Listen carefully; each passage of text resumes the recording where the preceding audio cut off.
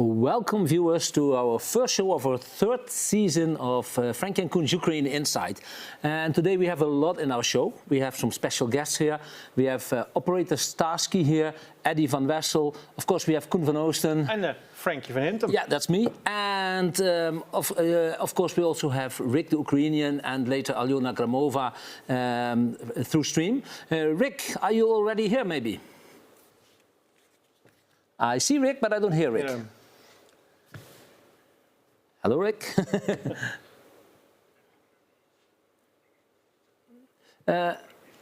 Yes, okay. At this moment we can't hear Rick because something with his mic, but Rick has been in our show several times. He's working from Kiev. He also has his own show every Sunday evening. I think you know Rick very well.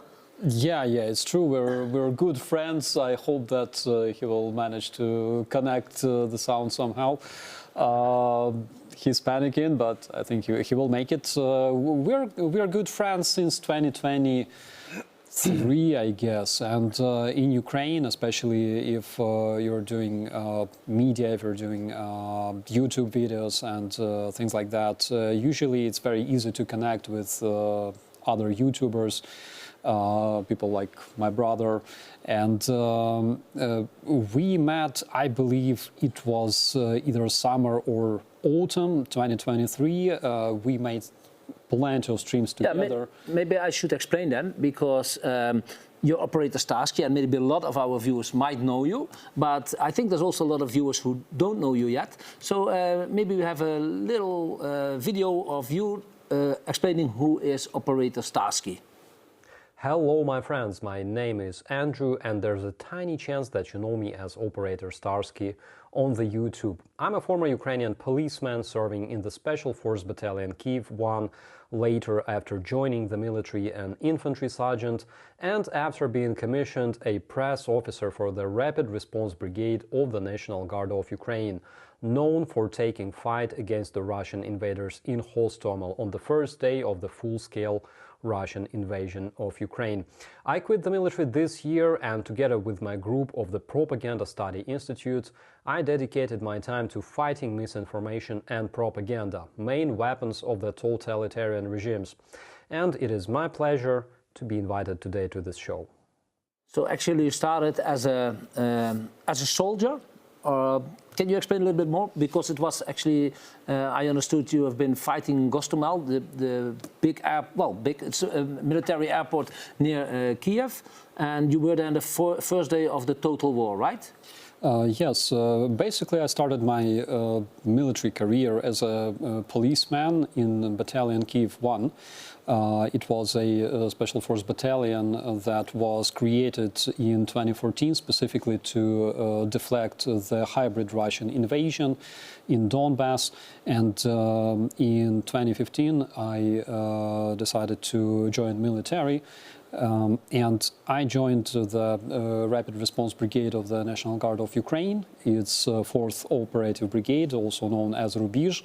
And from 2015 till 2024 I served there, first as a soldier. I was a machine gunner, then an NCO.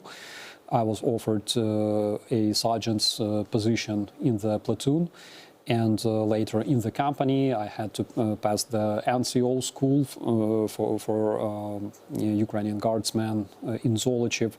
Later in 2018, somehow my command learned about my communications background, because I have master's degree in communications. And they made me an offer I couldn't refuse, so I became a press officer in my brigade. And I got commissioned, so basically after 9 years of service, I quit as a captain. And 24th of February 2022, my brigade was there. In Hostomel? Yeah, in Hostomel. And Hostomel was where the Russians came on the first day of the total invasion. And yeah, we've seen the results of this part of the war. We've been a lot in Hostomel. Probably you too. Yeah, it's Eddy? completely devastated. Yeah. Now, to be honest, now in this area, Hostomel, Bucha, Borodyanka, Irpin, it looks quite well, they made it look like before, even maybe better for a big part. But still, they kept parts of that is still damaged, and it will stay there like that. Yeah. Wall Street and the bridge. The bridge was rebuilt. They launched the bridge, I believe, last month only. Yeah. Yeah. Yeah, when we came there, just a few days before we came there, there's some monument there now, and The old bridge is still there as a memorial. Yeah, you can still see the car. As a reminder. Yeah. actually, I think we've also been White with fan. Rick there, because Rick is back as everything is good. Yeah, I really hope you can hear me now. Yeah, we can hear you now, Rick. So we were just talking. I don't know if you heard as well all the time.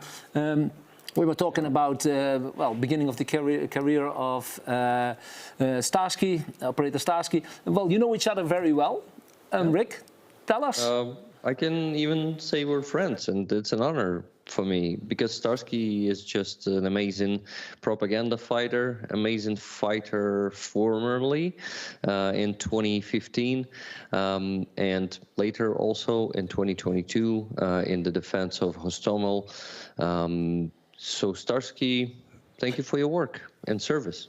Thank you so much, bro. It's my pleasure actually to be your friend, and you know, to me you're always a brother. We're going to talk a lot more about Operator Starsky, and also about Eddy van Wessel, world famous war photographer. First, about the statement. Yeah. That's not only the statement, because Rick is more in the show now than last season, because Rick is moderating the backside of the show. Rick, can you tell us a little bit what's going to be different this season? Oh, a lot. I'm taking over the show, guys, and you won't blink an eye, and I'm gonna be sitting there in the studio. Well, I just want to say that it's gonna be, I think, longer than the last season, and we're gonna have more time to discuss some topics with our guests, and that's the most exciting part for me. Okay, and also we have, of course, a statement of the week.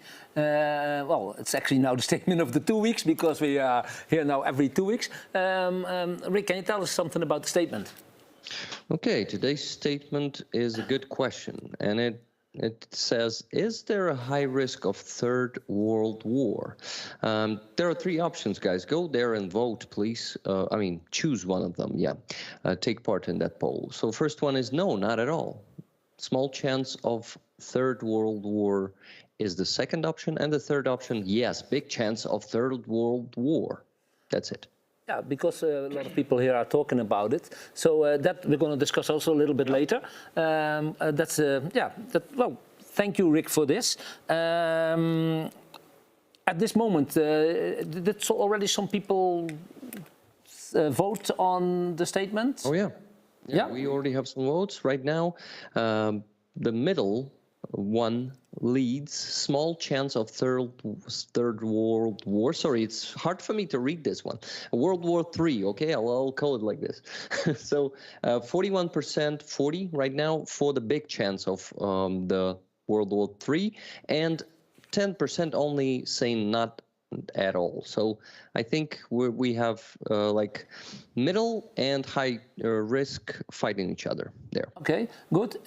If there's any other questions from viewers, they can let you know, and you will let us know, and we will get back on that as well. Just one quick mention, we got to mention this here. There's a super chat from Dick Dawson. He's actually a host of another awesome channel, The Shills. He says, Slava Ukraini, shout out from The Shills to our friends Rick and Starsky. Thank you, Dick. Oh, wow. Yeah. Oh, good. Good to hear. I think we get you back in the show several times, but right now I think we go to our special guests. Okay, yeah, we go back to a special guest. I expected something else, but okay, yes. You were just explaining who is Starsky, about your history in the military. Gostomel, I think it must have been terrifying to fight there.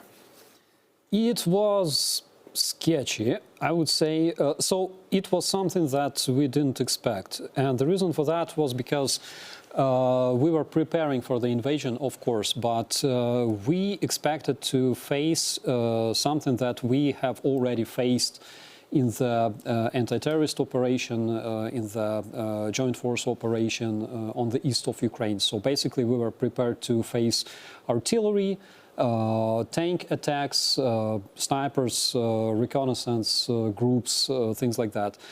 But we didn't expect to see helicopters, and specifically so many of them, because first we thought that there were approximately 40 helicopters in the area that were involved into this attack on Hostomel. But in reality, a month later, my commander talked to different generals and representatives of the anti-air forces.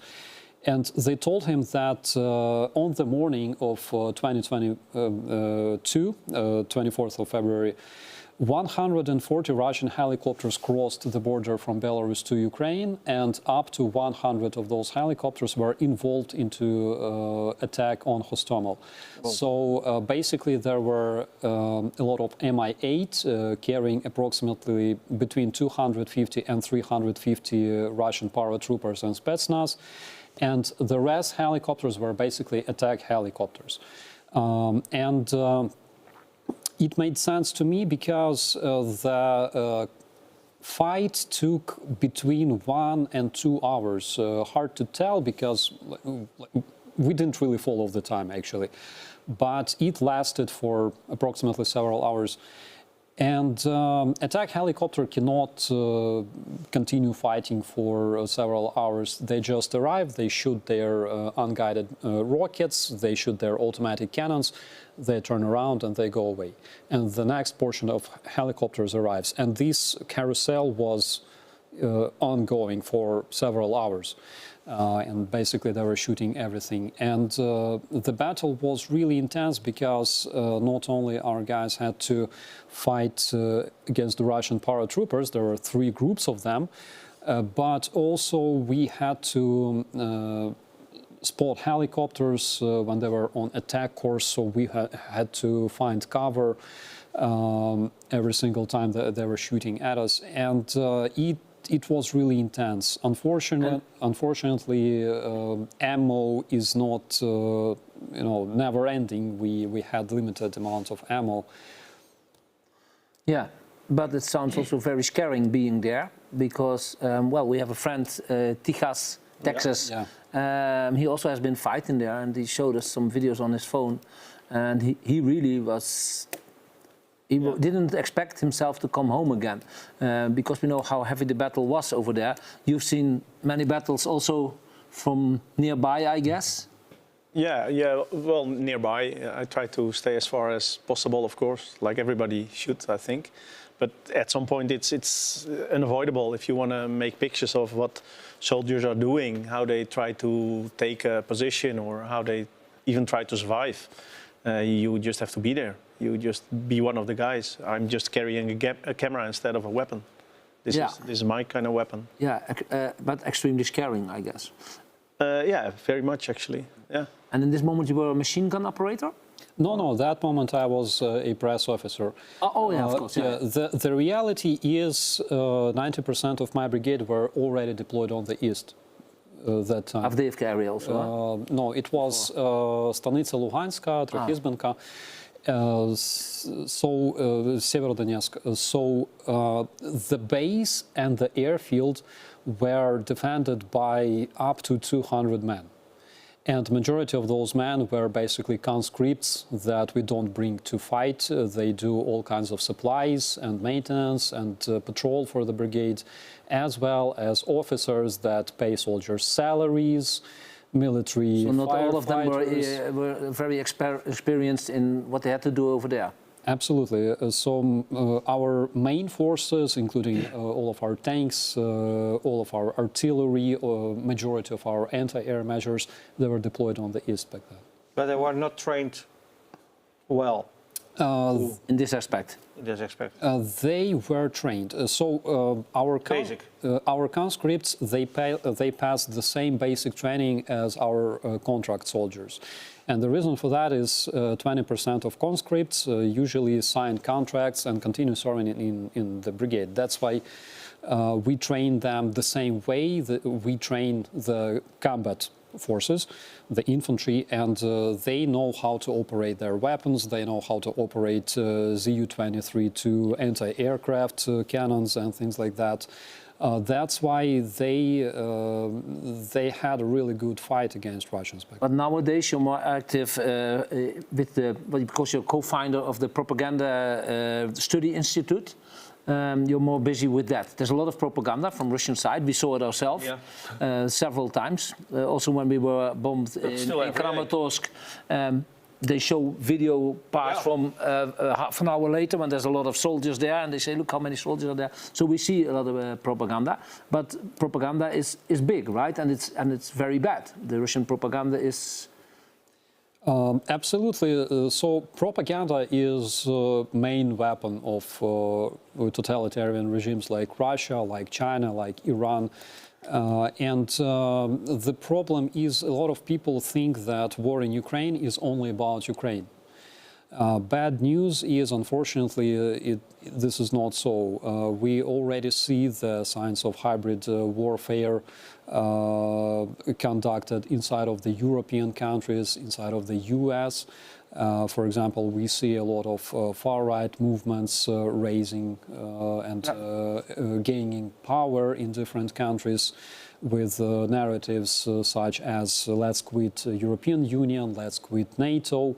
And basically, they're doing everything to open the gate for the Russian invaders. We see it now also with the attack which has been placed in Moscow a few days ago. Actually, you made a video about it, and a small part of this video we would like to show our viewers.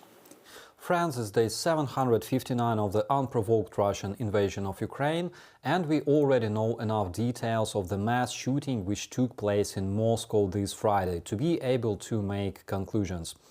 Yesterday, 4 gunmen entered the Crocus City Hall in Moscow and opened fire, killing numerous civilians. Later, they set the building on fire and escaped, evading the Russian police, which arrived approximately 1 hour later. Also, yesterday, the terrorist organization Islamic State published a video with the gunmen all wearing matching clothes, basically same as on the posters published by the FSB.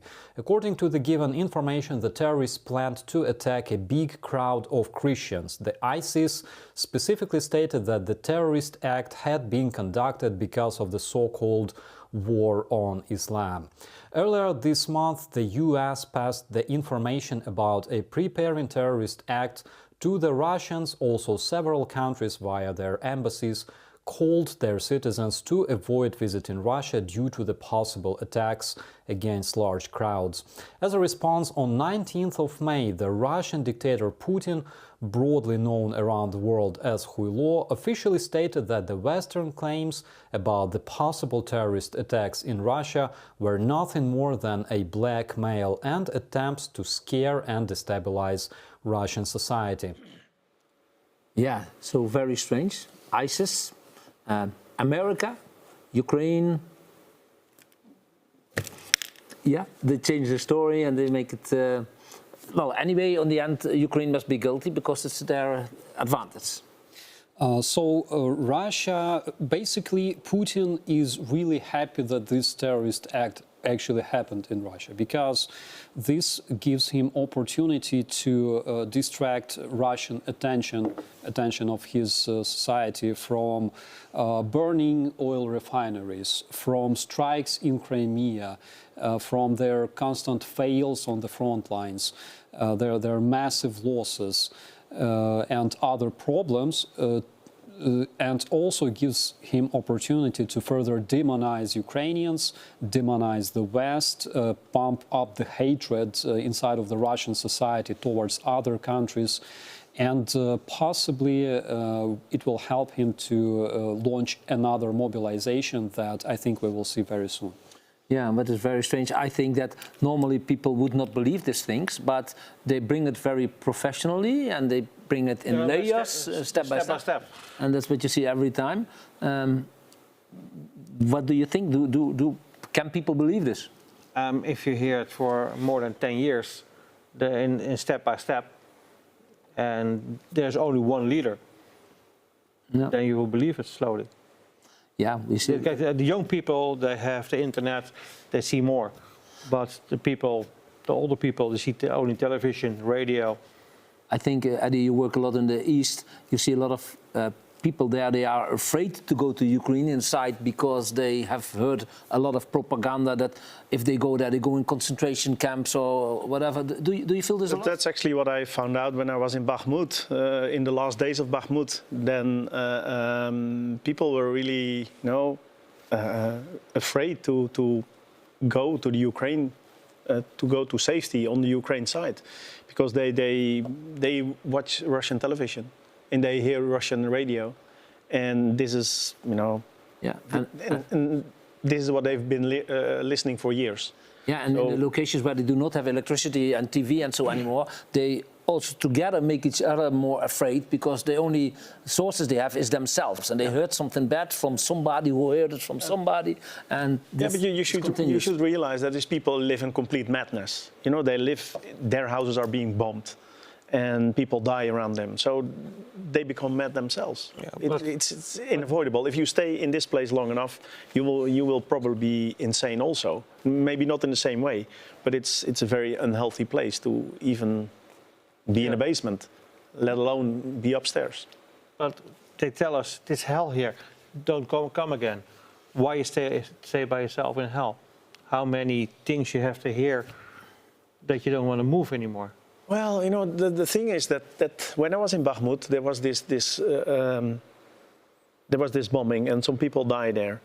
And then I talked to the neighbors, and they say, we already knew this morning that you were coming. They were completely against press. They were very hostile towards me. And I was surprised. But it also was very, very eye-opener for me. It was some press officer and then through the military, or how did they know?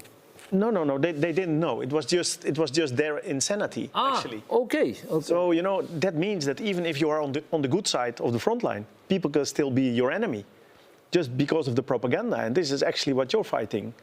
And this is such a powerful instrument that when you are there, you try to tell their stories. You try to show their war.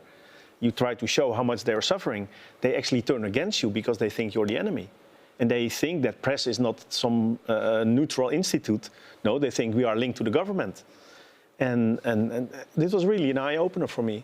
So I was surprised, but also it was a good lesson. We were with Dennis Christoph. We were going somewhere for some evacuation. And there's 80 people in the village, and they're all afraid. They all want to go. They want to go. Not all, but most of them want to go. But they are afraid what's going to happen with us if we go. Yeah. That's how you can tell them, how you can show them that we are the good side. There's war in the whole of the Ukraine, but of course they are much safer if they go more west.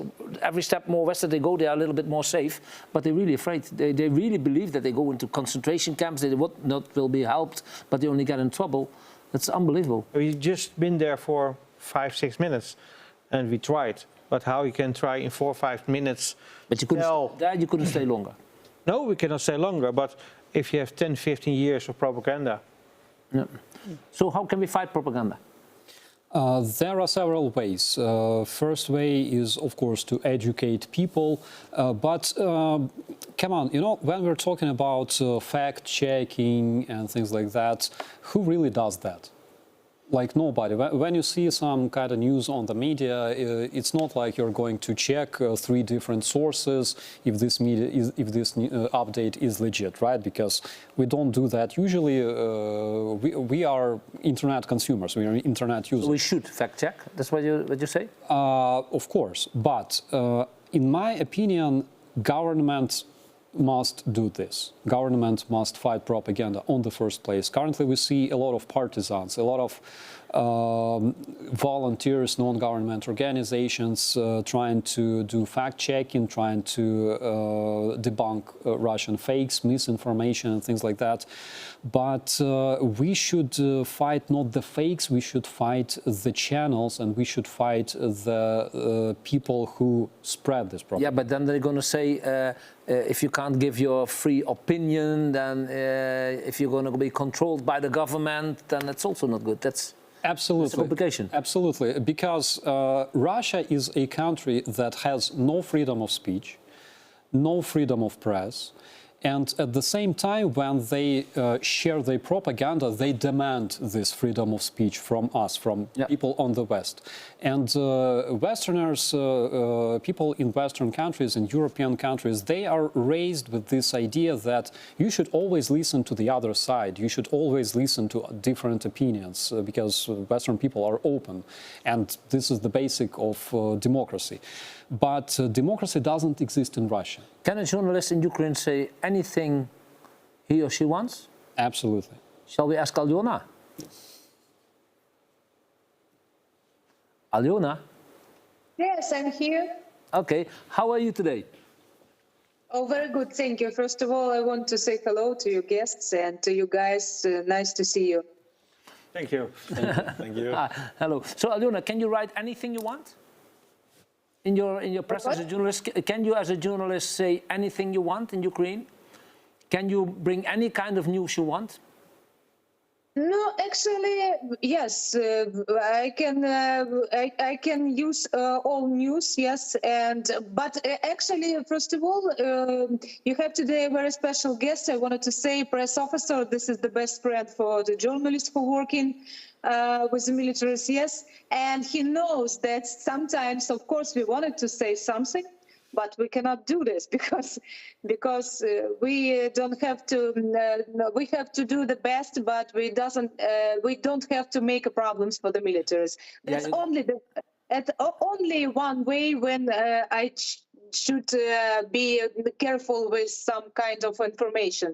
But actually, of course, if we speak about the war, I'm always say the truth. If I find some story, I tell this story. Yes, without some information, not normal, not good, or I don't have to be quiet in this situation.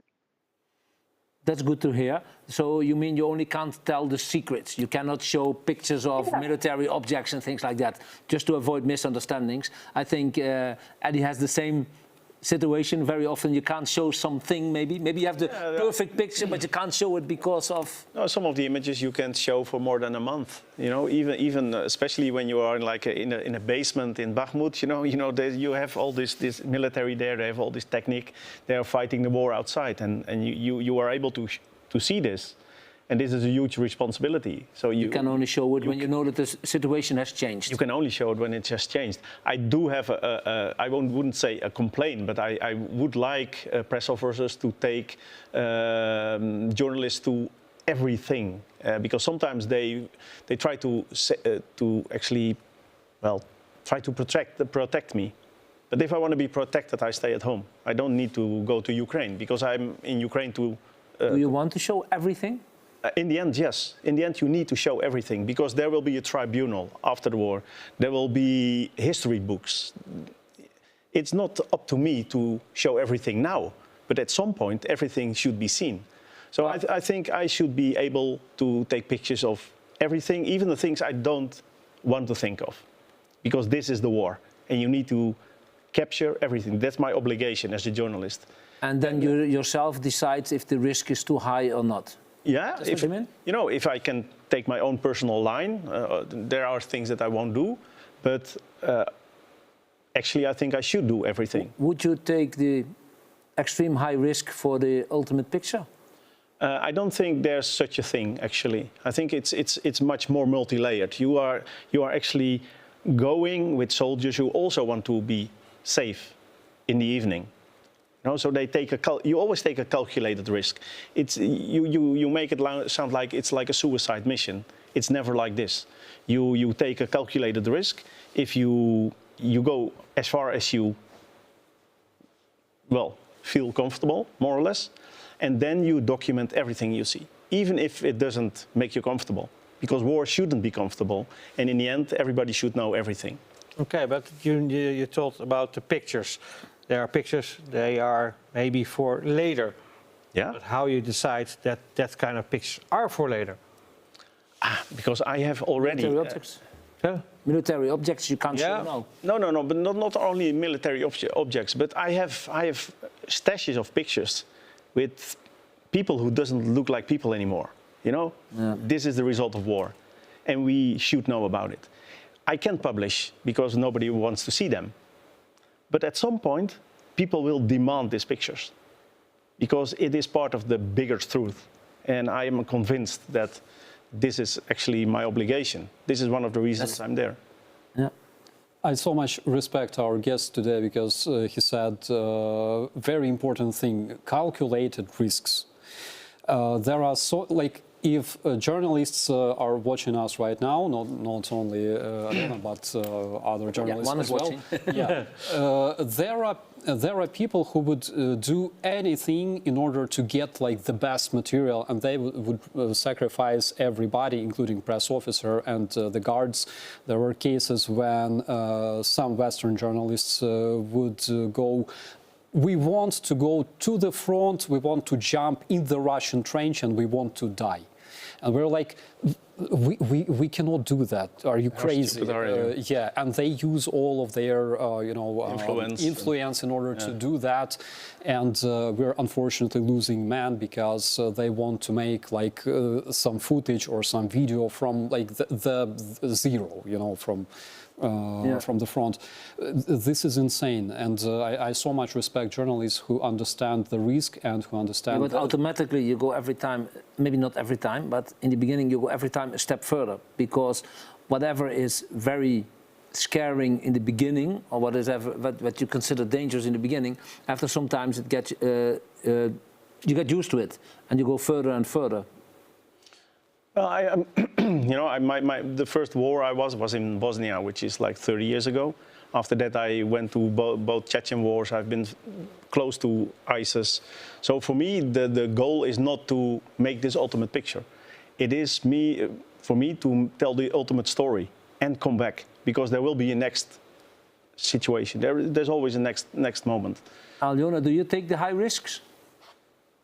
Right now, it's a very high risk because the war is changing every day. And 1 year ago, we don't think about so much drones in the sky. Right now it's impossible. Almost all the time we're driving. I told you this. Almost all the time we're driving in the night and coming back early in the morning because of in the morning. The risk is not so much big like we working before.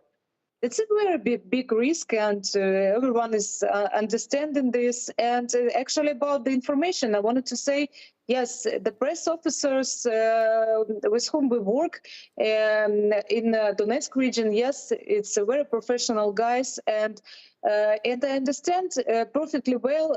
We know we want this. We want to drive to see the troopers. The situation when we're working with the troopers in the night, 2 kilometers, we go to the positions, and it was very heavy.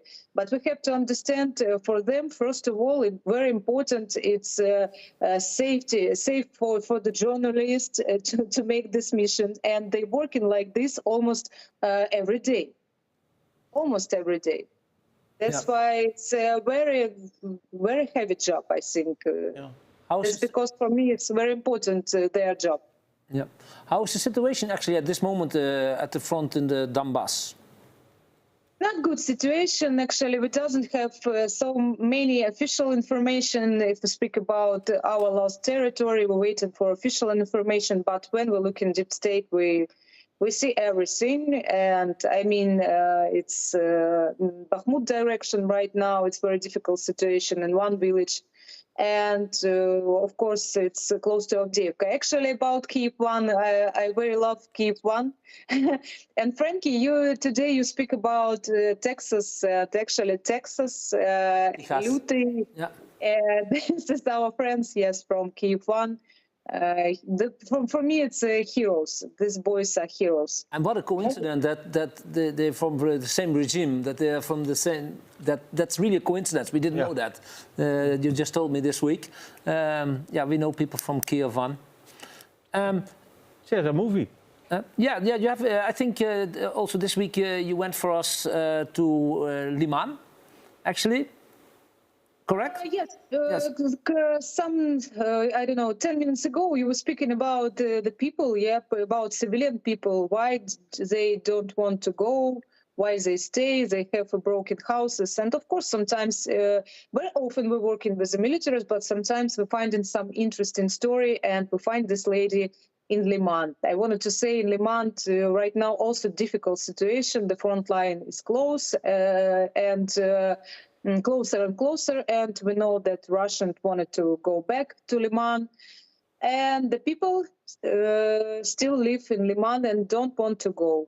It's a story about this lady, very interesting. You see this right now. 2 years she lived in the basement. She remember occupation, remember the time almost without the food. But when I asked, do you want to leave Liman right now? Because right now it's very difficult situation. She said, no, I'm staying here. So you can see this story. Yes, let's have a look at the video with the lady with the Mercedes. Вот это мой Мерседес. Можно так его восхвалять, мой велосипед, который я не могу двигаться на ходунке, а меня велосипед выручает. Поэтому я сажусь сейчас. Я взрослая девочка, 78 лет, но я катаюсь. Olga Petrovna lives in Liman. A little over 2 years ago, she rode this bike over a distance of tens of kilometers. Я ездила на дачу на велосипеде туда, 18-20 километров и оттуда. Поработаю и приезжала, это все знают. Вообще, это сейчас единственный вот способ куда-то съездить за той же гуманитаркой. Гуманитарка, скупиться, водичка вот за поворотом. Now the woman say her health is not longer the same. The war has greatly affected her. Olga has been sleeping in the basement for almost 2 years now. This is how other residents of the city live. Люди, нас было очень много здесь, и детки. А сейчас немного вас здесь?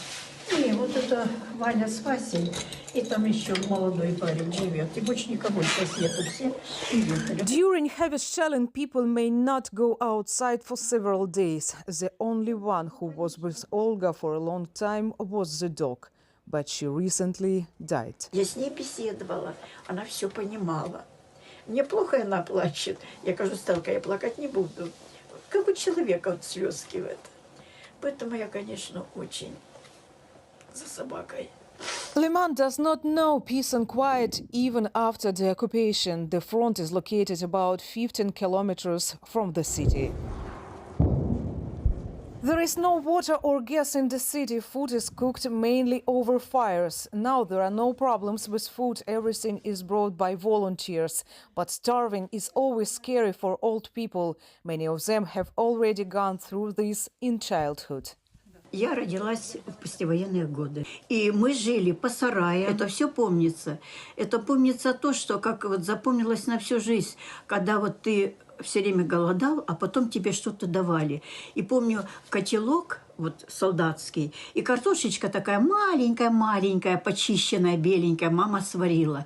Это никогда не забыть, никогда. People in Liman are afraid that the front may return to their doorstep. Russian troops destroyed 80% of Liman. Of the once 23,000 population, just over 5,000 people remain in the city. Most of them are pensioners. Donetsk region from Liman, specially for Franky and Coen.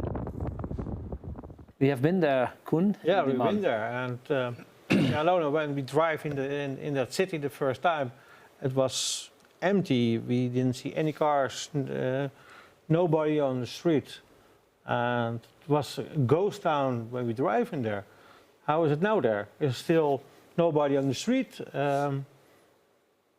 Still nobody. You can see only old people who trying to find some water or something. Not many people actually trying to sleep. You know, actually, a couple months before, I thought maybe people not sleeping in the basement. They sleeping in their flats because they make something with the windows and like this. But this lady told us everyone in the day somewhere in the houses, but in the night only in the basement. It was very strange.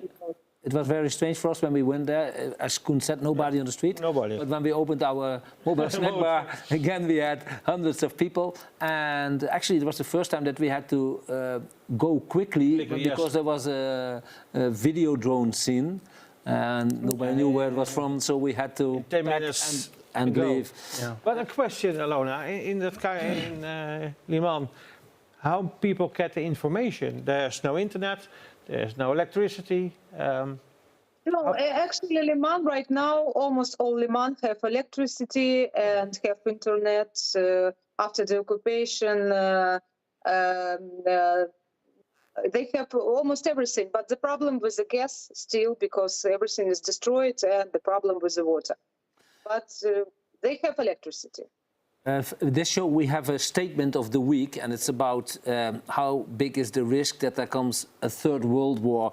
Some people say when we supply Ukraine with weapons, we take higher risk, or when we support Ukraine financially, we should or we shouldn't give weapons.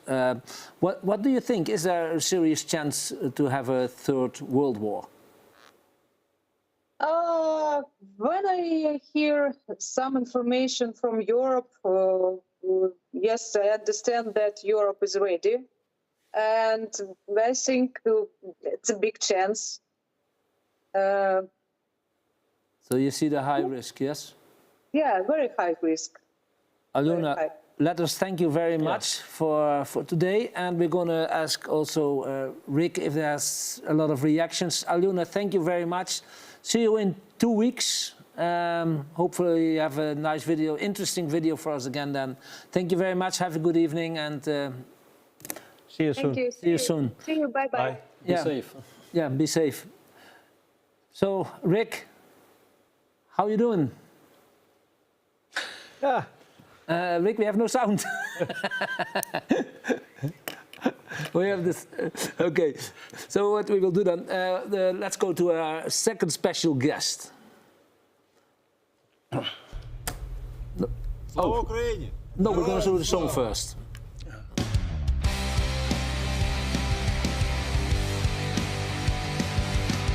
From this.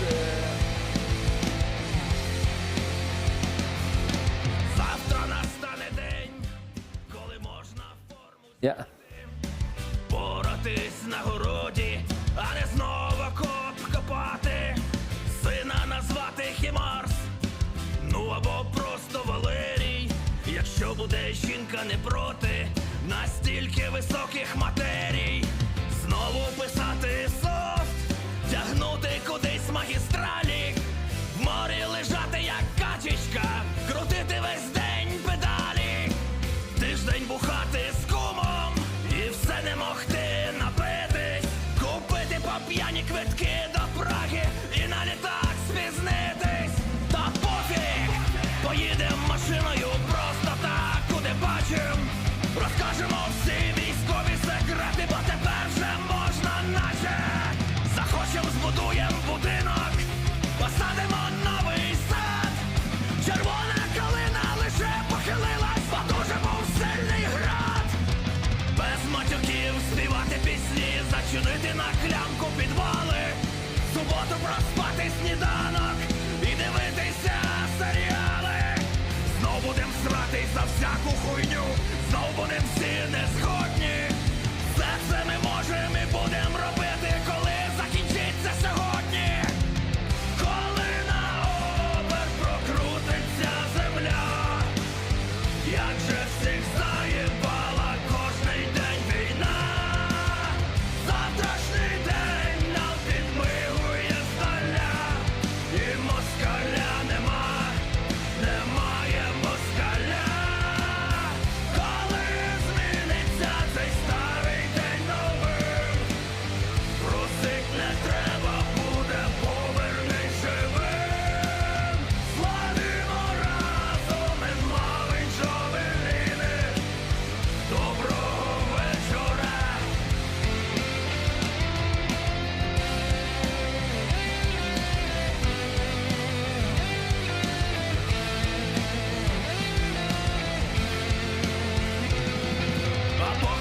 мріяти можна, дивлячись у приціл, шити до ночі розгрузки, сітки плести до мозолів. Треба зібрати на Мавік, де краще купити порадь, поки діти в садочку тихенько підспівують Вова єбаш як блядь.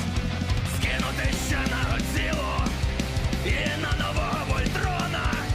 В них нехуйові тактичні параметри і безлімітні патрони. Купимо ще безпілотників, що навіють страх могильний. Хай наших котиків збереже той байрактар всесильний. Спалимо нахуй все кодло, сьогодні звільнили село. Що поручні, русні, пізда, а добро захуярить зло. Єбатись тепер не на часі, на совісті зрада печуть. Не можна сидіти і пити горілку, така українська лють. Треба більше каналів експертів, треба, щоб Стефанія лилась. А в небі летіли старлінки і палаючий швайно карась. Я би знав, робив дитячі пісні і без матюків співав. Коли вже настане те завтра, бо як же цей день заєбав? Коли на оберт прокрутиться земля, ховатись в коридорі сенсу більш нема. Завтрашній день нам підмигує здаля, і москаля нема, немає москаля. Коли зміниться цей старий день новим, вітер із заходу розгріє увесь дим. І в пацанів бронік легший від пір'їни. Доброго вечора.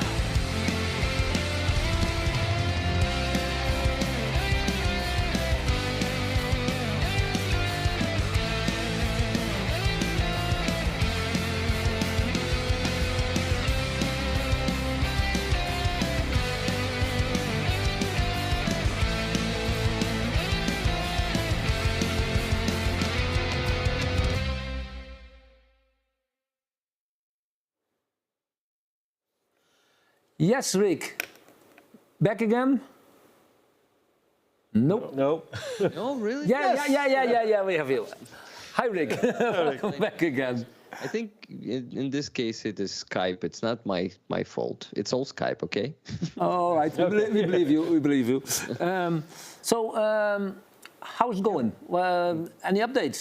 Yeah, guys. First of all, 213 people voted, and right now leading is small chance of Third World War, World War III, and it's 51%.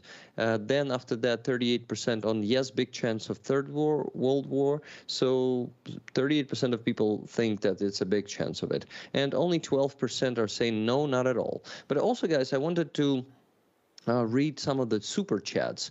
It's yeah, these are donation from people in the chat, and they put messages there. So I think we should read them. Okay, yeah, sure. Okay, just give me a second then. And yeah, let's go from the beginning. Dr. Dawson, I've read that one. So after that, €5 super chat, Slava Ukraini, Heroям Slava, from Hova Carlito. After that, Art Bartman with €11.99 super chat, only respect for the brave people of Ukraine. After that, Crazy Cat won €5 super chat. Greetings from the Shills. See you on Saturday, Sharksky and Rick. The U.S. Congress need to get its act together. Those stinky orcs need sent home. I totally agree with that. Yep. That's a clear statement. Next one is from Martin, €11 super chat. Rick Sharksky, Slava Ukraini. Heroям Slava. Heroям Slava. Then after that, The Hague Fortnite, €11 super chat. Keep up the good work, guys. Thank you, and yes, Franky and Coen, you keep up the good work because you're doing amazing. Lee. Thank you.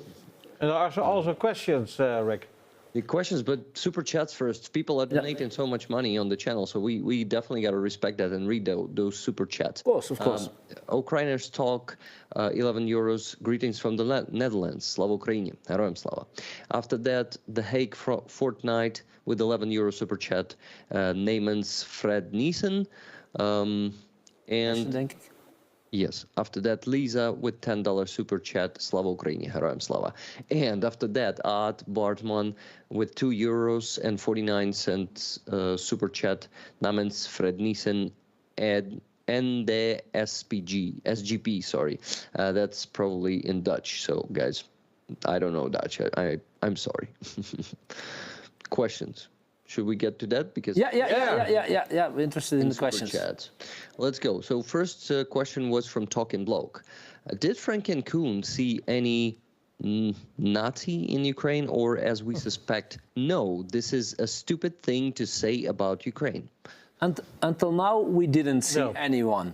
I guess there's anywhere in the world. There's some in the Netherlands, I guess, as well. Actually, Eddy, did you see any Nazis in Ukraine? Well, not as I remember seeing them. No, not at all. So, any Nazis? Well, according to Russian official statement, Ukraine is a neo-Nazi, Jewish-controlled, gay, satanic state. Okay. Also Islamic and terrorist. But from my experience, there are no Nazis in Ukraine. Ukraine is not a Nazi country. We have democratically elected government and president. Of course, there is always a percentage of people in any country of the world, but... we didn't meet them yet. No. Next question.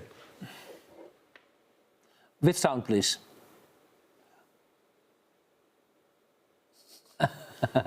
Well, Rick, you're looking good, but we can't hear you. Yeah. Not for me. 5, 4, 3, 2. Rick, are you here? I hear something. Yes. Yeah, check. Yeah. Source is going to change now. But just a second, guys. Yeah. I'm almost there. Oh, you can hear me now. Yep, we can. Awesome, guys. So yes, as soon as I stop speaking, Skype disconnects me. So guys, I need to keep speaking. Bear with me. Okay. So I also have an answer for that question about the Nazis in Ukraine. The only Nazis in Ukraine are Russians who invaded our country. I think they're the only real Nazis in Ukraine on occupied territories. Okay, clear. Copy that. More questions? Yeah, let's go. So next one was from, it was not a question, but a statement from Dr. Dawson. This is a great show, well produced and presented. He's a producer of a show himself, of his own, so he knows what he's talking about. Well, great job. Great compliment. Also for upstairs. No. Good compliment. Next question. Well, actually, first it was greetings from Pierre Dupont. He says, good evening from Kramatorsk. Wow. Yeah, he lives there. And guys, I met Pierre. We know each other. He has the patch, right, the Ukrainian too. And Pierre says, I went to Le Mans today. Good to see some new shops were open. And also he met that woman, Irina, that was a main role in Alyona's interview. That's what I wanted to say. Okay. So yeah, great shout out to Pierre. He's a volunteer and a photographer, and he is working in the voluntary organization BASE, if I'm not mistaken. Pierre, please confirm it in the chat. And he helps our people, so thank you for your work. One more question from Tune. Nice one. Rick, can you ask Franky and Coen when they will get YouTube memberships? Guys, when you get them? When? Well, Rick, if you know how it works, you can start doing that from now. That's why we ask you, Rick, to help us with this. We're not so... we're not... Actually, everything here is professional except Franky and Coen, so we need the support from people like you. So if you have ideas, we are in for it. I will help you with memberships, don't worry. Oh, great, thank you. That was the last question for now? For now, yes, but I'll gather more. Yeah. Thank you. All right. Then thank you again, Rick. I'll speak to you a little later. We'll be working next time. Yeah, let's hope so. So now we go to our second special guest.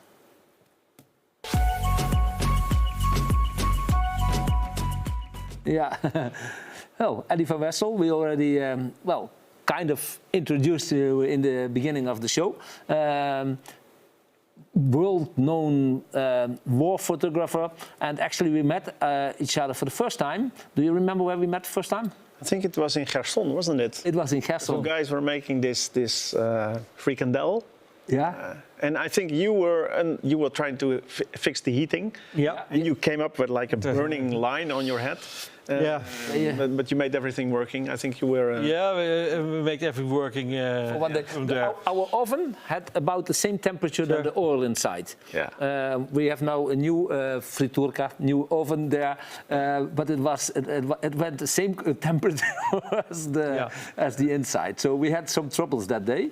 Yeah, but it was like the most strange mind thing that you can imagine. You come to a liberated Kherson finally. Yeah. You go there to do pictures and talk to people, and you see this truck, and you think, I think that's a Dutch truck. But there's a lot of Dutch trucks because a lot of cars get imported. Mm-hmm. And then I see like a Franky and Coen, which can be denied. So I walk up to you guys, and we met. Lekkers from Holland on top. Yeah. On the top of the food truck. And then you told me that you were like preparing the food for the people, and later on there was like a huge queue, people waiting for the fries. And yeah. And the funny thing was, we never met before. Then a few days later, we drive from Kherson in direction of Zaporozhye. Yeah. And you called us because you were sitting somewhere having. I was eating. Yeah, you were eating. And you guys, it was like a road in the middle of nowhere. You like no asphalt, just mud. Yeah. And I was like having my borscht, very nice. And then I see two trucks. Yeah, like, 2 trucks. I'm like, okay, this is crazy. So I called you guys, and. The third time when you saw us was a different story. Yeah. That was Ria restaurant in Kramatorsk. Restaurant in You guys were actually inside the restaurant when it was bombed, and I was very close, so I was like a few minutes after. This is if you count this together, this is extreme. I think 3 times in 3 completely different areas: Kherson, Zaporozhye, Kramatorsk. Not 3 times in the same supermarket. No, or something. no. But we actually have the same magnet on our. We go to the same places somehow. Yeah. Now, I think we're going to be more careful in the future. We have. Yeah, but like Ria restaurant, you couldn't imagine that something like that would ever happen. Because the restaurant was packed with people, and it was just a target. So there were a lot of people inside. We were there actually in this period when we were there. We always were there for having our dinner, and we went to Kramatorsk. That was kind of a base when we work in the Donbass.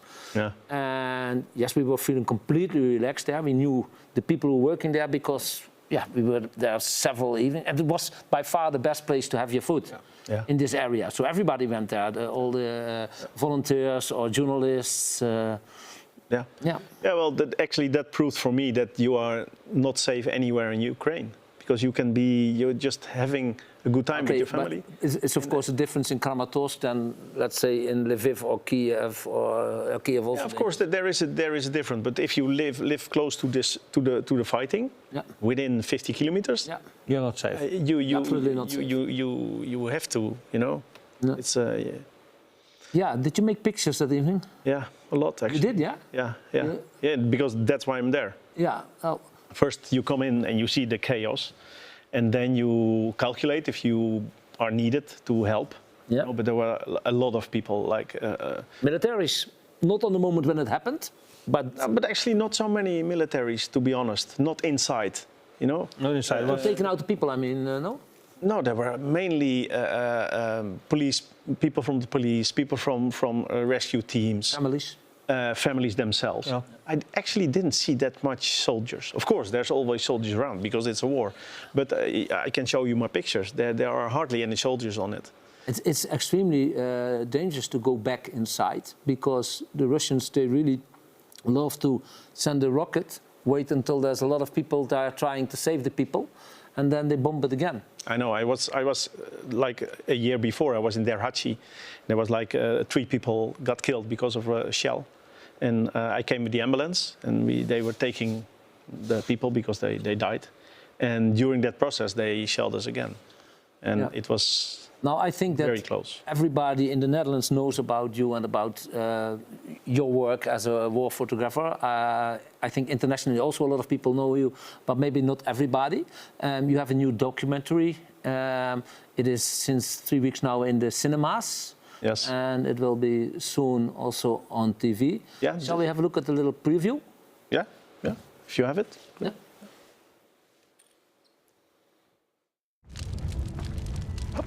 Waarom doe ik dit werk? Omdat het geen werk is. Ik werk niet, ik doe wat ik ben. Ik fotografeer letterlijk mijn verbazing. Iedere keer weer. Как ты думаешь, Фусин? Я не знаю. Я не знаю. Weet je, ik kan niet eens bedenken wat deze mensen meegemaakt hebben. У нас дети погибают, вы же знаете. И ихние дети погибают, и наши дети погибают. Voel je zelf wel eens dat je ongevoelig wordt voor dit soort situaties? Nee, integendeel. Nee. Soms geeft het hele mooie beelden, maar het is ook een enorme belasting. Ieder beeld wat je hebt gezien, het verandert je als mens ook. Er wordt op dit moment behoorlijk gebombardeerd. In de richting waar we heen gaan. Is het een goed idee, vraag je je dan af, hè? Het is nooit een goed idee. Go, go, go. Oh, daar.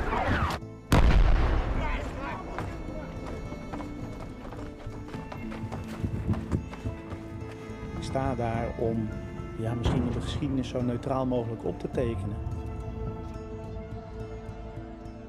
Dit is een Russische soldaat, die is omgekomen. Dat blijf je je continu afvragen. Of dit fotografie of pornografie is. Ondanks het feit dat iemand daar ligt, moet je dat beeld op een of andere manier intrigerend krijgen, zodat mensen ernaar willen kijken om het ook überhaupt te kunnen communiceren. In alle opzichten is het een zoektocht naar het zijn. Het zijn van mezelf, het zijn van de mensen die ik fotografeer, het zijn van de mens. Dat dat dan in 1 foto zou kunnen zitten, dat is een proces wat mij al mijn hele leven bezighoudt.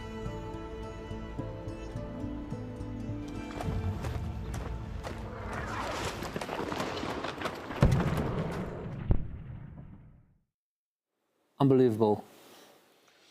Firstly, unbelievable that you go to such locations and that you are able to watch these things and then making pictures of it, and then these great pictures. Do you think when you are making these pictures, are you really thinking like I should do it like this and then the light is better? Or No, actually, I'm afraid to tell you, but I don't think at all. I just try to feel. I'm there with my camera. I'm like I'm using this only camera, so this is like an extension of me, and I just grab my feeling. I look through my viewfinder. I don't even need to, but I do. And when the feeling is like complete, somehow I push the button, and then somehow the emotion is collected in the picture. Now, if you look at the image and you feel the same, for me the image is successful, because I'm like a gate. I take a picture and I show it to you. So this is my task. So I have to take as much from this situation as possible. Yeah, but there's so much in it because I don't know how many pictures you shoot, but every picture that I did see from you is extreme. Is feeling as if you are there, but some of the pictures are beautiful, but all of them are, or sometimes they are extremely painful, but it is. Yeah. I also make pictures, but Is your picture, is your story? Yeah. No, actually, this is Vova. He was like school number 5 in Kramatorsk. I exactly remember. I remember that the Russian propaganda said there was like a soldier base I'm a curious guy, so I go there to see if there's really a soldier base. They say we bombed soldier base. I go there, I don't see any evidence of soldiers. You know, you see everything, you know, green shirt, shoes. Children's toys, maybe. But I meet Vova, and Vova tells me I'm actually looking for my memories. This is my school. You know, this is my world. And he was looking just for some memories that he lost in this blast.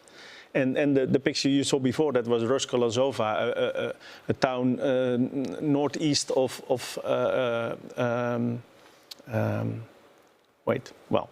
Ruszkolozova. Tambos? No, of Kharkiv. Oh, Kharkiv. Sorry, yeah. Yeah. Okay, yeah. And they have been occupied by the Russians for quite some time. And they have been burying their dead people in the basements because they couldn't go out. And at some point they were able to leave because Ukraine took the area back. And all these people were evacuated. And I remember this woman was sitting very quiet, but the dog was like barking like crazy. Like he was telling about all the madness that they experienced. But the woman, she was completely traumatized. She couldn't speak anymore. So for me, every picture is a story. Yeah, I believe that. Yeah, the face what I see here, the beginning when we are in Poland, and the people come over the border and they're sitting and they are. Yeah, some have traveled. No emotion, nothing anymore. Everything was empty. No.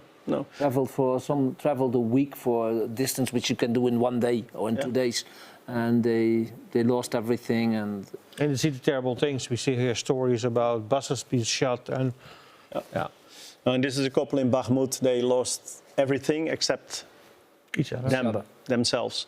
And I visited them afterwards. And this image went viral. Really, I put it on the internet and it went all the way. Everybody. And then we got the idea to raise money for these people. And thanks to that, at this moment they again have a house to live in. So it really is, you know, the audience. It's so powerful that you will experience the same with this channel. That people have this power to make a difference. And well, what is freedom bird? Huh? Yeah, bird of freedom on the backside. You photograph a lot of civilians. The civilians have been hit. Russians claim that they have very precise rockets. I would like to show you something. I would like to hear what you think about this. По, скажем так, точности наведения, ну там буквально сантиметры. Сантиметры? И это касается в том числе и циркона? Циркона, да. То есть если стоит перекрестие, можно вот как снайпер попасть в перекрестие? Практически да. Если вот стоит пятиэтажный дом, то мы прицелились в подъезд. То где-то вот, если не в этот подъезд, то в соседний точно летает. He says it's so precise on a centimeter. So if they bomb a flat, they will hit the flat for sure, exactly where they want to hit it. And if they would miss the first time, they would hit it the second time. Firstly, he says an apartment, so there live regular people. So either they are not so precise as they say, or they really target civilians. On purpose, civilians. Yeah. As they, you know, cultural institutes, schools, everything that actually carries a little bit of history of Ukraine, it's part of the destruction. It's a campaign. They just want to erase the history of Ukraine. And they try to do it with very precise bombardments. And they also hit civilians with this. They really don't care. But they also have this, you know, this very graphic bombing, like I've seen in Chechnya, like I've seen in Aleppo. You know, they just take all buildings down to the ground. The Russians are not very well known for their precise bombing, to be honest, if you look into history. They are very rough and they are very brutal, and they usually make a lot of casualties. So this statement is far from the truth, I think. Or this is the truth, that they are so precise, but they point at them.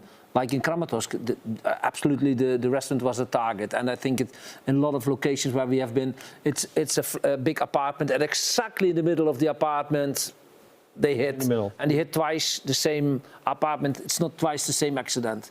So they really target civilians. Yeah? That's unbelievable. At the beginning of the war in Borodyanka, the buildings. But that's also what you see. I've been with Joost, actually, the filmmaker. He was even more brave than me because I was carrying this small camera, but he was like behind me with the big camera, and nobody sees him actually in the movie. But he was, for me, he's the real hero. When we go to Bakhmut on beginning of March, when it was like completely sealed off for anyone, he was with me. And he made out a really good documentary. We spent during a year, we spent like 5 months in Ukraine. It's a full documentary, 1 hour and 40 minutes or something like that. Yes. And it's all about Ukraine. It's all about the locations you have been in Ukraine. Yes. All the front lines and everywhere, and you see. Oh, it's a small part because we had 500 hours of footage, I think, and we only show 1.5 hour. So it's less than a fifth. But the rest is for the future, when the war is over and yes, the trials begins. And people, if they want to see, and I'm sure they want to see the documentary, they can. Well, in the Netherlands, it's going to be Thursday on NPO 2. Yeah, NPO 2, 22 hours and 20 minutes, or 19 minutes to be that's a Dutch TV channel. Yeah. But I think people also internationally can watch back NPO 2, you told me, Koen. But is there some other way how people... Yeah, there's now being an international version being processed, and that will go to film festivals, and it will end up on Vimeo, and it will end up on probably one of the Netflix or Apple TV or something like this. So people will be able to see Of course, they have to be a little bit patient because technology takes time, but it will get there. But the Dutch version they can see online. Yeah, if they have the VPN, they can just watch it. Of course, yeah. Wow. Yes, I'm sure a lot of people are gonna watch the documentary because it's interesting. I'm 100% sure. I'm sitting. Yeah. I think we're gonna go back to Rick to see if Rick has some more news. Does Rick have?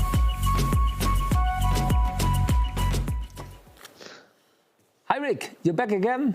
Guys, and we can hear you now. With sound. With sound. What I need to do is not to close the settings. Can you imagine? I'm looking at you with the settings open, covering all of it. Okay, understand. That's okay. Okay, it is working.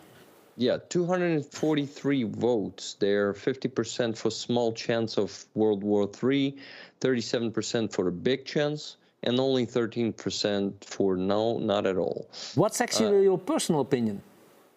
My personal opinion is for the third one right now, because, guys, we have a real Vladimir Putin in the chat.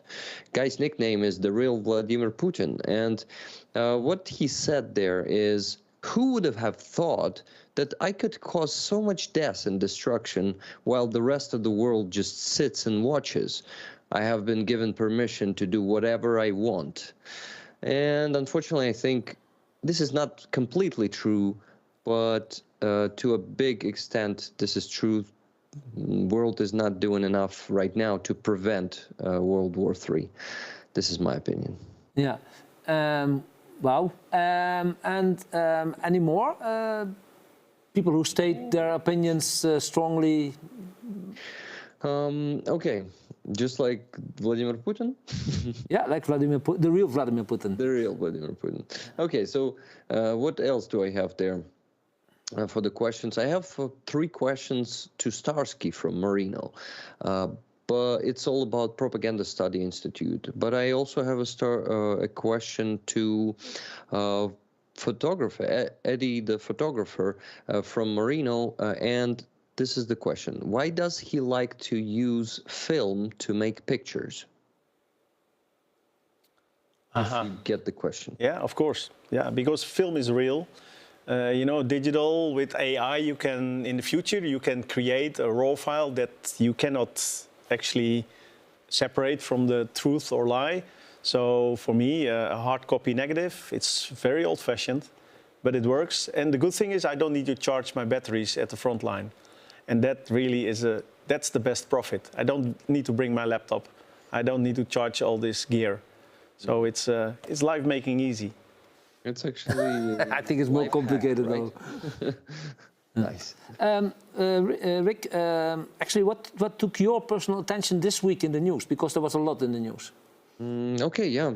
So the main thing that we need to speak about, because it's been very underspoken in the news media all over the world, and even the leaders are not condemning those Russian attacks anymore, because I think the world is getting used to that. But Russia attacked our energetic infrastructure the whole week, and I think it was on Friday probably, they committed a massive attack. 95 rockets and 90?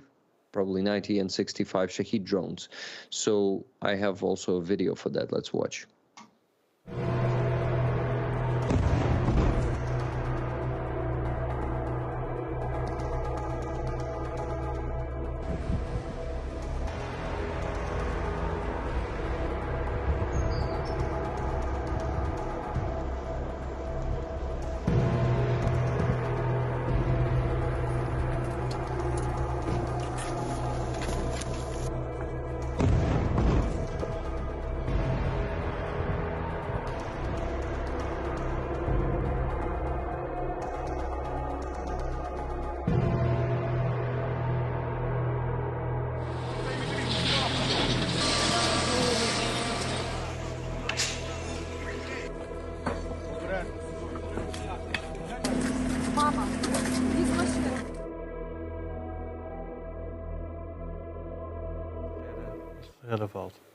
Yes, Rick. Russian army is finding the new ways to make those strikes efficient, and this time Kharkiv lost its power completely lost its power, complete blackout for at least 24 hours, I think.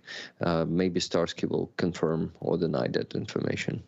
Yes, so currently there's approximately 40% of city have power. But they don't have heating, they have massive problems with water, and again, this power, they have planned blackouts. So the authorities promised to make this repair in 3 stages. First stage will be to return power to the critical infrastructure in 4 oblasts of Ukraine. It's Kharkiv, it's Zaporizhia, 2 others. And second stage will be to return it to civilians. And third, to connect enterprises and industry to the power grid.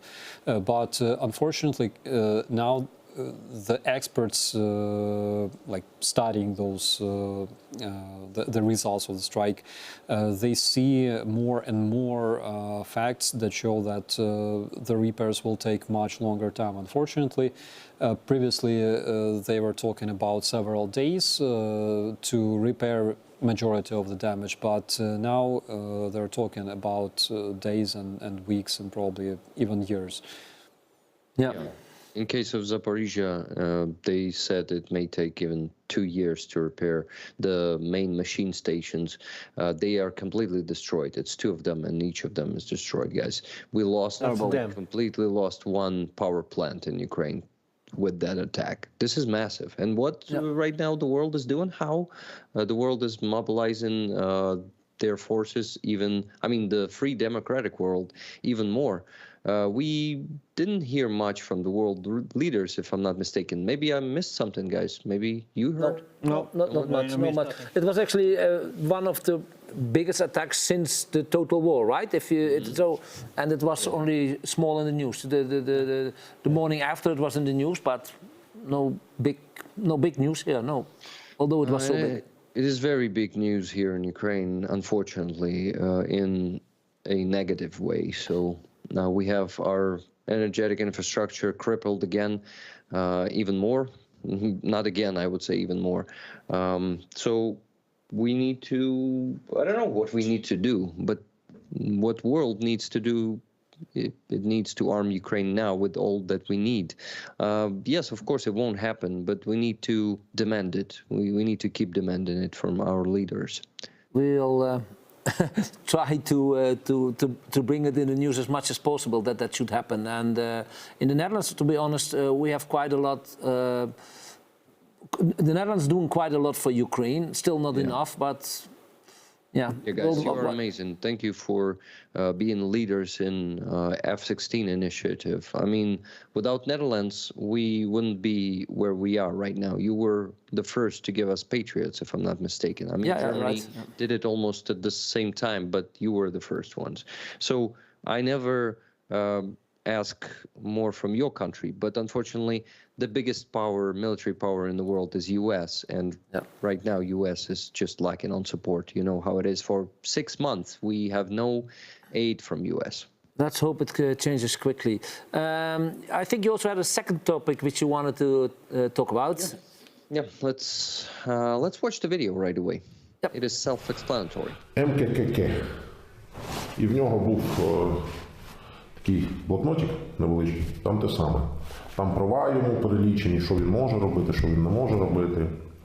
І ось тут такі самі книжечки є, які передали працівникам пенітенціарної системи України для того, щоб вони знайомились з тим, що вони можуть робити, що вони не можуть робити, хоча вони і так це знають. Охрана, правопорядок, міжнародні стандарти і норми. Нічого не бачите дивного в цій книжечці?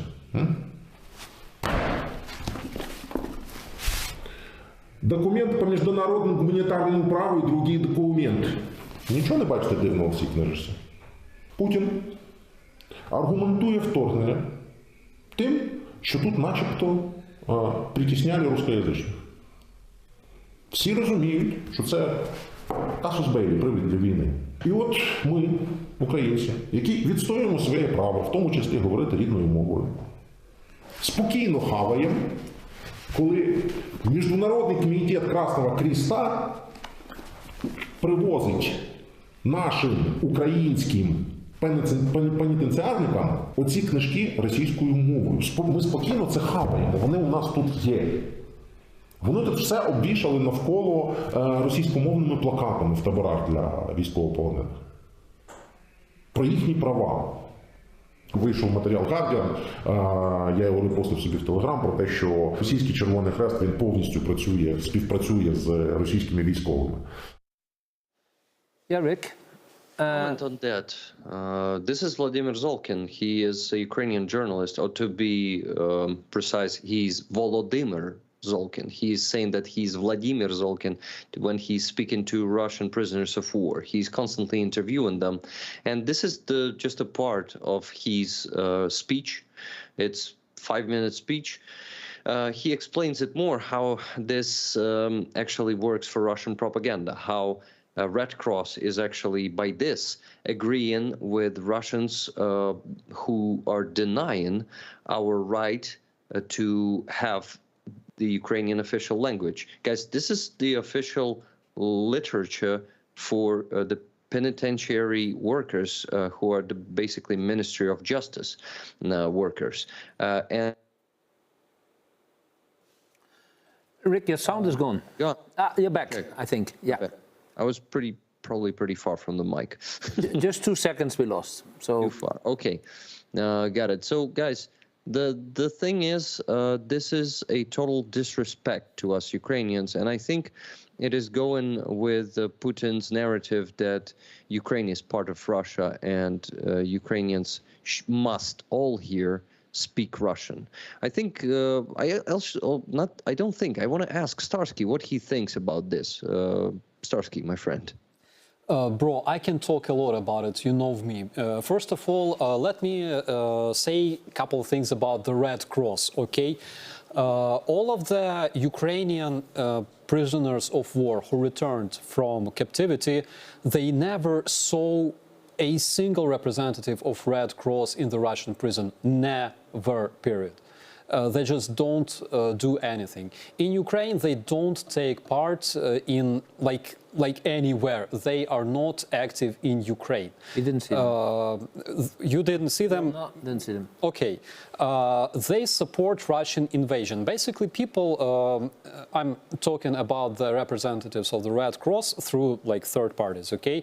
They say, well, we don't really support Ukraine, okay, because I'm from Cuba, he's from Syria, and what they're doing in Ukraine. So basically, they're sitting in their comfortable office in the Kyiv downtown, receiving big salary, celebrating, making barbecue in the yard of their office. They have beautiful office, by the way. You always see a bunch of big, expensive cars bought for donations, for the international donations, that are constantly parked in front of that office, and they are mostly used to bring pizza and hookers, that's all. I swear. And you will not see International Red Cross doing anything useful because this is reality. They don't do anything. So as for the Russian language, apparently they don't really understand why Ukrainians speak Ukrainian language in the first place, okay? If you can speak the language of your biggest brother. It's a shame, actually. It's a big shame that a big organization with international donations donated by the whole world, and organization that basically has access everywhere. During the times of the World War II, they had access to concentration camps. They could access and assess prisoners and bring them help even there, but they don't go to the Russian prisons for the reasons I cannot You mean explain. the Russian prisons where the Ukrainian soldiers are? So they do not do anything for the Ukrainians. Yeah, Yes. just to avoid misunderstandings. Yeah. Yeah, we didn't see them, it's true. We didn't see them. We see other international organizations quite a lot, but not Red Cross. Just to sum it up, guys, my personal opinion, I think that Red Cross, with all said just for the last 3 minutes, like my opinion is Red Cross is obviously working for Russia. Like, just working for Russia, that's all. Russia is its master. Okay, should I ask those questions for Starsky about propaganda study? Yeah, we are quite over time, so we should do it a little bit fast probably, but let's go for it. Okay, guys, let's go. So there are 3 questions all about Propaganda Institute. I'll ask all of them together. I think, Starsky, you will be able to answer all of them also. So just a second. First one is, how many people work for the Propaganda Study Institute? Second one is, what is the mission of the Propaganda Institute, Study Institute? And the third one is, who is the target group of people for the Propaganda Study Institute? So currently there are 4 people working in the Propaganda Study Institute. Our main mission is to protect democracy. This is our goal, and we are trying to show people that there are forces that despise democracy, that basically want democracy to disappear, but they use democratic values to infiltrate democratic countries and destroy democracy. So our mission is to protect democracy and fight against totalitarian regimes, research hybrid warfare, mechanisms of implementing propaganda, and find solution how to stop it, how to help people, and how to protect people from the Russian misinformation that is absolutely deadly for our country and for the European countries as well. And the last one was, who is the target group of people for the Institute? That is general public. We don't have some specific target audience, but if we're talking more globally, it's audiences of the European countries and Northern America at this point, at least. Mm-hmm. Thank you very much. Very clear. Franky? Yeah. Given.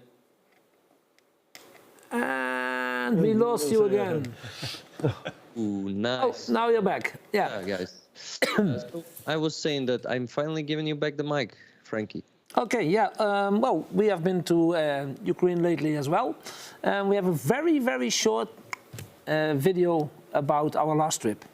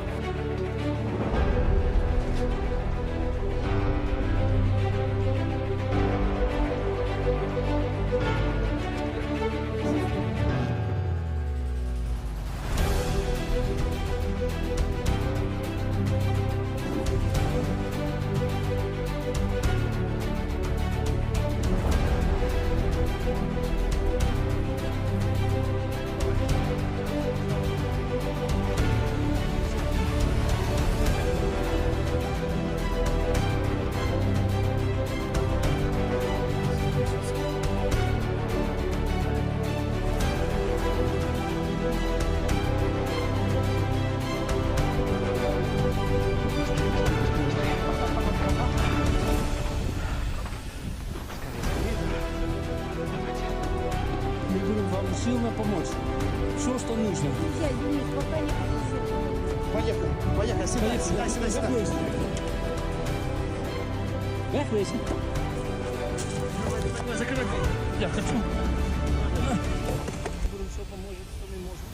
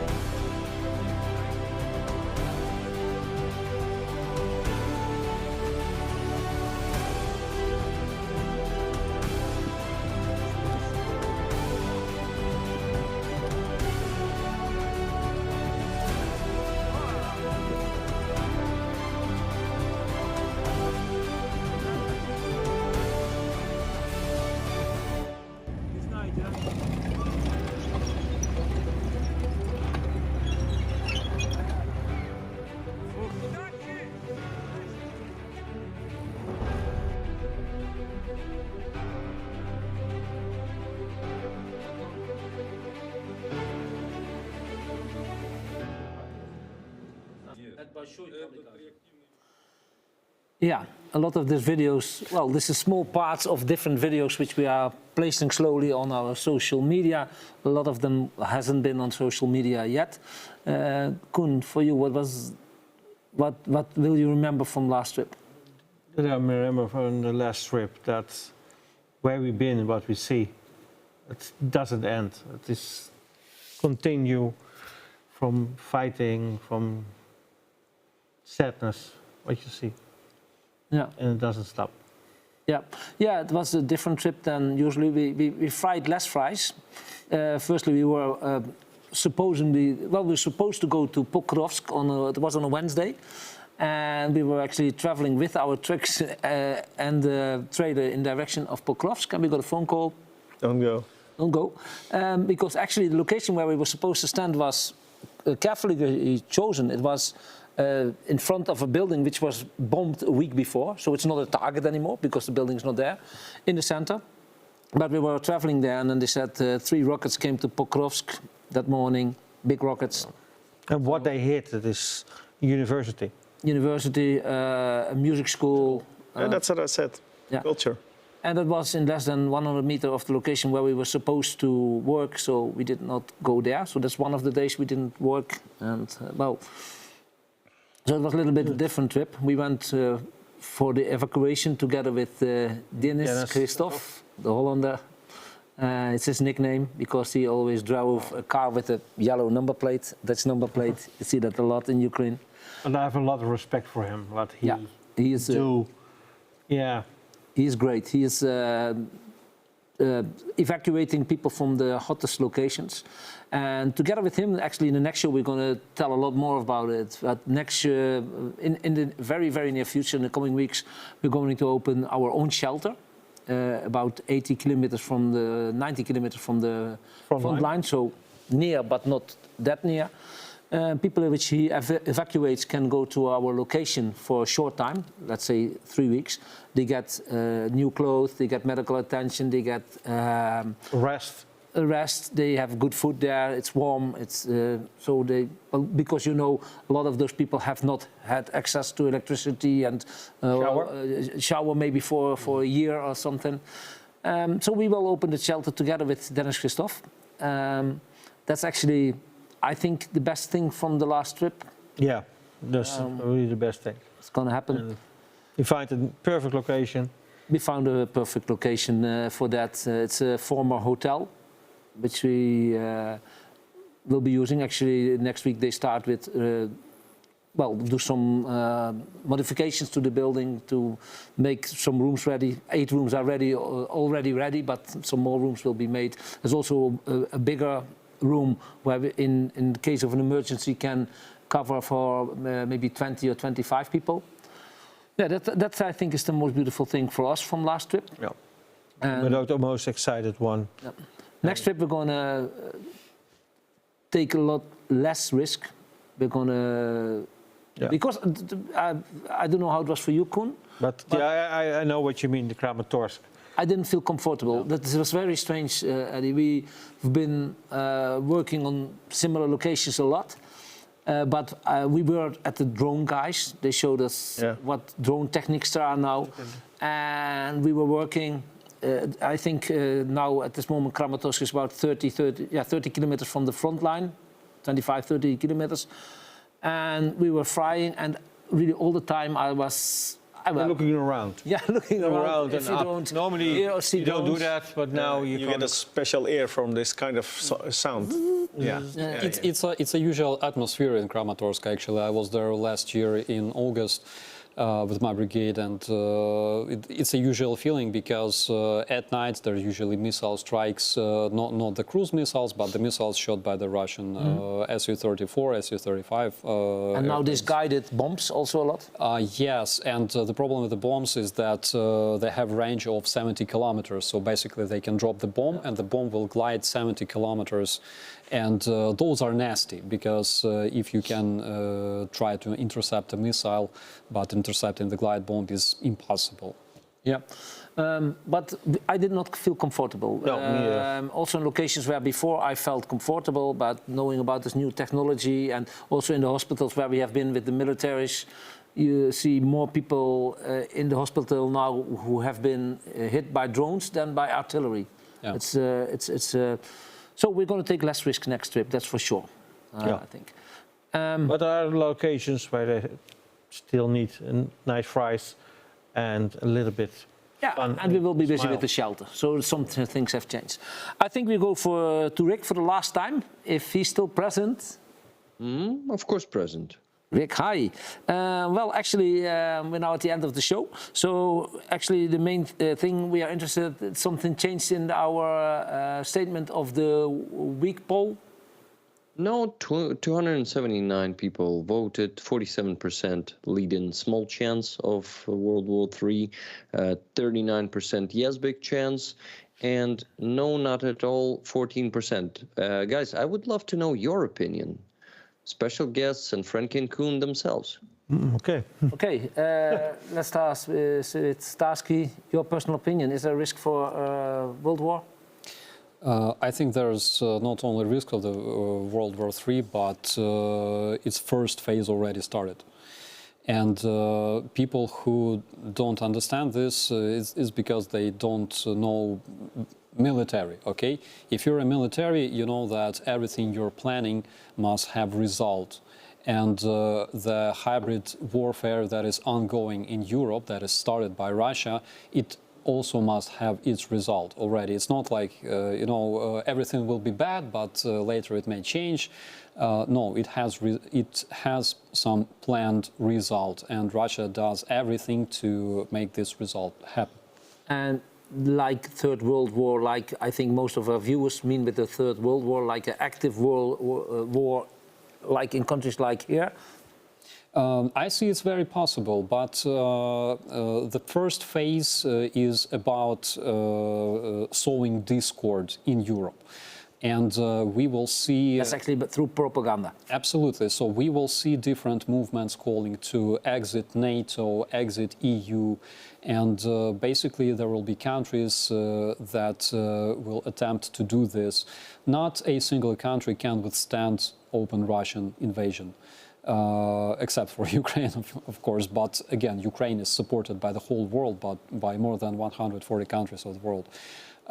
But those countries that are risking of exiting NATO and EU, they unfortunately will have to face so-called Russian peacekeepers very, very soon. Koen? Yeah, I think the possibility, not in the near future, but in 10 years, that will be a war. Eddy, what do you think? I think it's a gliding scale. You know, Western Europe really desperately tries to take measurements that keeps the war away, but actually by doing it the way they do it, they actually make the situation worse, the threat only worse. And what you see now is that Macron says, like a few weeks ago, you know, it's not impossible that we have boots on the ground. And maybe the scene may be Ukraine in the beginning, that Western NATO soldiers will fight in Ukraine towards Russia. But this will, if you have a full-scale war, then you will have a full-scale war. If NATO is involved in this way, you will have a full-scale war. And that will involve America, Russia, and all of Europe. So I don't know where you want to go, but this is as big as it gets. Yeah. And I think it's a very real scenario because Europe is very careful. Yeah, actually, this is why they will pay the highest price, to be honest. I think also the risk is high. I think we should stop Russia now, not later. Everything is a risk, though, because if we serve Ukraine with a lot of weaponry, then Russia will say, well, you're involved, so it makes them more aggressive towards us. If we don't give the extra weaponry, then Ukraine stands no chance. So everything is complicated. My personal opinion is give as much as possible weapons and stop the war on this location. But I see also a risk. I don't know if it's a high risk, but 39% of the people think it's very very big chance. Yeah. 39%. That means it is really something big and it's really something dangerous. Let's hope it will not happen. Yeah. So 40 now. Yeah, but there's even a different approach. You know, this hybrid war that Russia is fighting, Europe can do the same, but they are hardly doing it.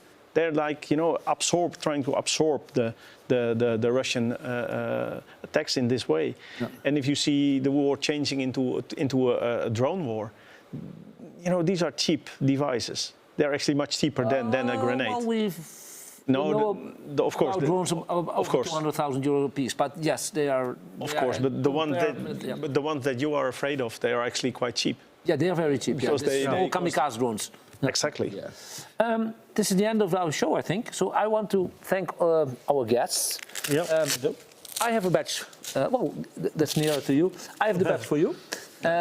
It's actually the Dutch lion. We have the Ukrainian and the Dutch flag. And the Dutch lion is keeping the French fries. Like to give that to you. Thank you so much. I also have a small present for you guys. This is the patch of 4th Operative Brigade of the National Guard. Oh, wow. The guys who defended Hostomel on the first day of the invasion. And it's my pleasure to give it to you as well. Thank you very much. Thank you all for being here. Koen, thank you. Eddy, thank you. And, Operator Starsky, thank you very much. And of course, our host. Yeah, okay. Well, thank you very much. And all the viewers, Rick, of course, Alyona, everybody. Rick, thank you very much. Thank you, guys. And 2 words. Thank you, everyone who chatted today, who gifted membership. Oh, sorry, no memberships yet, but gifted super chats. It is all very important. Last one was from Cats, 10 pounds. Thank you, guys, for all you do. Slava Ukraini. Heroim Slava. Thank you, viewers. And in 2 weeks, we will be back. Thank you very much. And bye-bye. Bye-bye. Bye, guys. Bye.